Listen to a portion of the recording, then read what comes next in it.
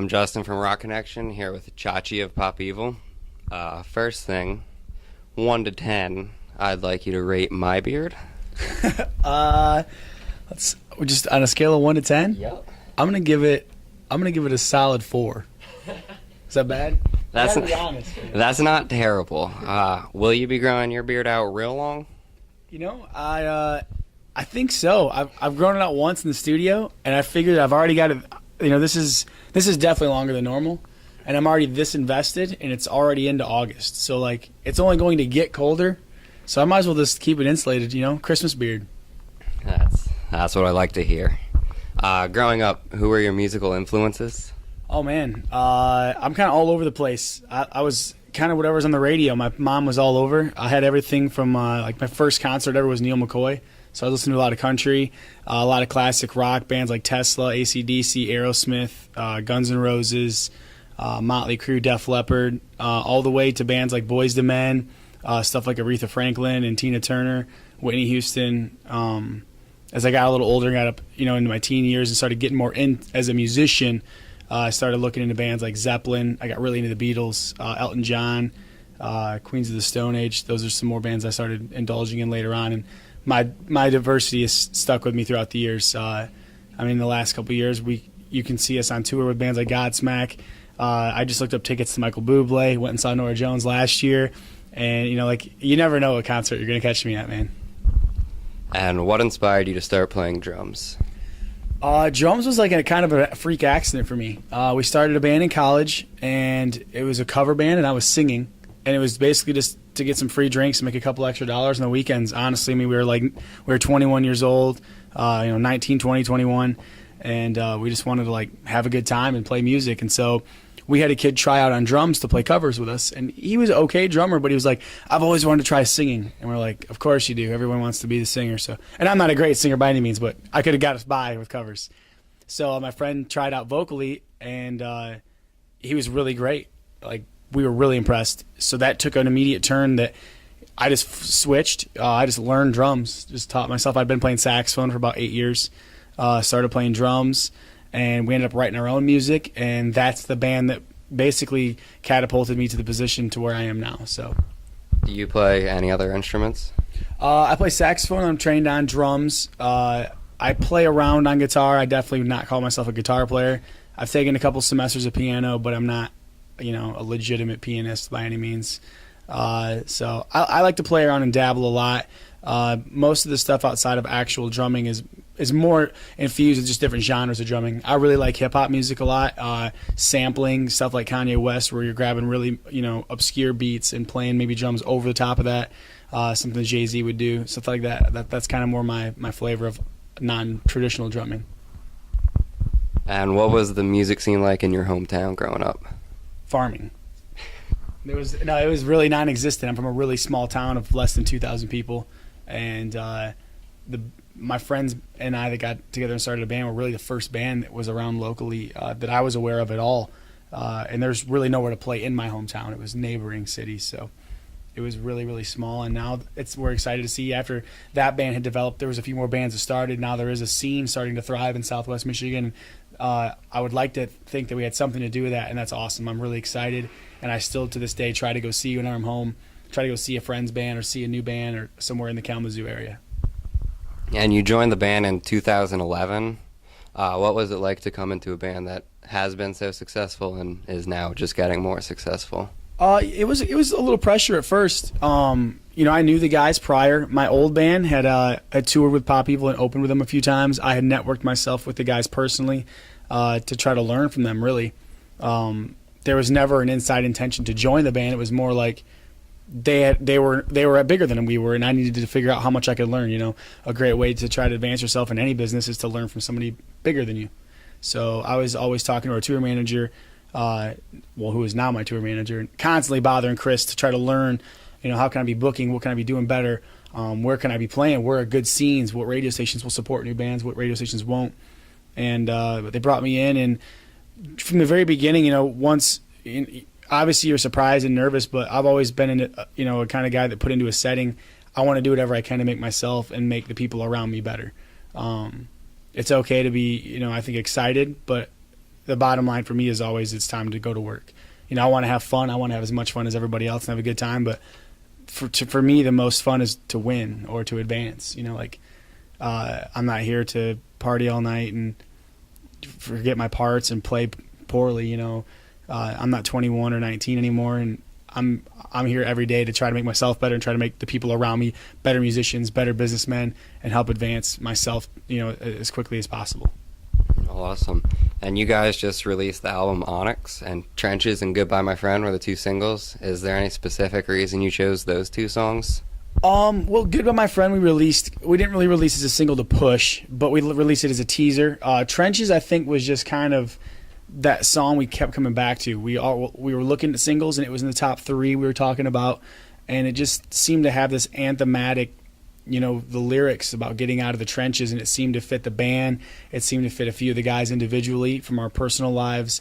I'm, like I mentioned, I'm from a really small town, and I'm proud of where I'm from, but it was a really long climb to get out of there. When you start small, it's just that much more of a ladder to get out. So Trenches just seemed to really fit. It fit the flavor of the band at the time. We were tired of being, kept down. We needed to focus. A lot of, if you're not happy with your own success, the person you should be blaming is yourself. We toned it back. We worked hard, and we've tried to continue to work hard to keep getting better. Goodbye My Friend was just it happened to be the the number 1 title track or song on the record, track number 1, and so we wanted to release that as a single or a teaser. I'm sorry. And we just last week actually announced that Deal with the Devil will be our next single. We haven't. I think it's already getting spun in a few stations, but we haven't actually begun to push it yet. So I'm very excited for the potential success of that song already. Yeah, I've heard Deal with the Devil. Great song. Trenches was a national number 1 single on the rock radio for a while. Was that surprising at all, or how do you feel about it? It's definitely not anything you ever expect. You can't release a song and be like, this is gonna be number 1. The band, even before me, has had a lot of singles, and none of them ever reached number 1, and there were some great songs released. So, it's definitely, to some degree, I feel like it was our time. We just deserved it. We worked hard. We really put everything we had into this, and timing is everything, a lot of it's hard work, and it started to pay off for us, and we're just very lucky that, that song did what it did and is helping the development and growth of the band, and we're just doing our best to congratulate ourselves quickly and move on and keep working. So Trenches had its own success. How do you feel about the whole album? I'm excited. I think it's a strong album. I think the album really shows some diversity that the band has never shown before. I think if you play it next to the other Pop Evil albums, it's very obviously different, and that's what we wanted. We needed to show growth, development. There's 2 new members. I joined the band before War of Angels came out, but I was not there for the tracking of the drums, so I was not on that record. So this is technically still my first record, even though I've been in the band coming up on 3 years, or over 2 years. But this is Nick, our new guitar player's first record, and his playing especially, I think, really stands out. He's a great player. Everything from his hands to his songwriting to his choice of tone, everything was different. And when you change 2/5 of something, you're going to get a different product. Absolutely. So I'm very excited. I think it's a strong record, and I just hope it does what we hope. I hope it does what we expect it to, and what I think is deserving. Can you explain a little bit of what happened in Jackson, Michigan? The Christians trying to get your show canceled? Oh man. So, and I wasn't too in touch with this. I don't get into too many of the Twitter battles or anything religious at all ever. It's just terrible, business to do so. But yeah, apparently somebody was very offended by the names of the bands, as far as I understood it, and that's really unfortunate. I don't feel like either of the bands really promote violence or negative bands.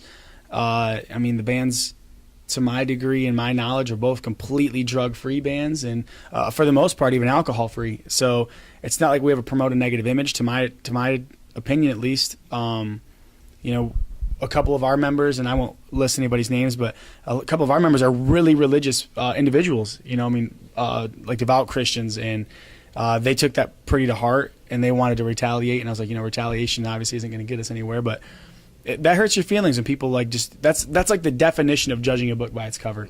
So that's unfortunate, but we weren't out there to try to start a riot or prove anybody right or prove anybody wrong. Our job is to go out there and play music, and we just did that. We went out there and had fun and had a good time in our home state. Besides that one incident, how has the tour been so far? It's been great. The Godsmack guys are very accommodating. They're very nice. Everybody is on time and very punctual on both camps.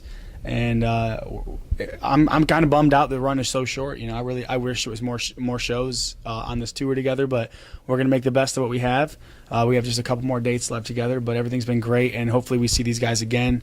Huge congratulations to them and all their, continued years of success. They're obviously one of those bands when you want to, if you're an active rock band and you look at, who's done it and not only done it, but done it and stayed at the top. A lot of bands go up and come down. And they're one of those bands that it seems like in the past 10 or 15 years really haven't gotten any smaller. They have a winning formula, and they're a great band, and they deserve it. They work hard, and you can tell. So what's the craziest thing to happen on the tour? This tour has been really calm. Like I said, we've tried to grow up a lot and really get focused, and those guys are much of the same. We kind of take lessons from them. Depending on what, I guess, crazy stereotype is, it'd probably be surprising to wake up and notice that myself or, Sully are both pretty active physical health guys. So, we have gluten-free meal options and eating salad, and we're up at 9 a.m. working out. And I think that would probably surprise a lot of people. Just for me, the stereotype's over. Everyone expects to be in a rock band. You have to be this big party animal and do this and do that. But this isn't the 80s and 70s anymore. That kind of stuff doesn't fly. The longevity of your career is based on your health, and back then bands were playing 70 to 100 shows a year, and that's not true anymore. We did 2 years ago we did 265 shows. If I'm gonna play, you can't be getting messed up every night and partying and living that lifestyle. There's just no excuse or room for that. So if you want to keep getting better, you really have to stay focused, eat healthy. Everyone has their own, exercise or not, but you got to take care of your body, man, or else you won't last long. And those guys are a testament to that. Sully takes care of himself great. The rest of the guys eat really good. Every time I've ever played with these guys, I've seen him out for a run, either in passing from my run, or I'll be lifting and he'll be running. But you can tell, he's in great shape and he puts on a great show every night. And there's something to be said about that, I think, definitely. And what makes a Pop Evil show unique or a must-see event? That's our bread and butter, man. We go really hard. We don't hold anything back. There's no frills or fakeness. We don't have pyro. We can't afford it. If we could, I'm sure we would blow stuff up. But, we tried our best to put on a great show. Singles don't sell like they used to. Records don't sell like they used to. So there has to be an incentive to get people to come to shows. People want more and they want to pay less. So it's our job as a band to go out there and perform. We're performers at the end of the day. And we need to go out there and put on a great show, whether that be inspirational, helping other kids want to play, or just watching Matt whip his hair around. My drum tech and I will throw sticks back and forth and do fun stuff and stuff to keep ourselves entertained. It's unpredictable, but it's always high energy and no holds barred. We come out and we definitely throw down live.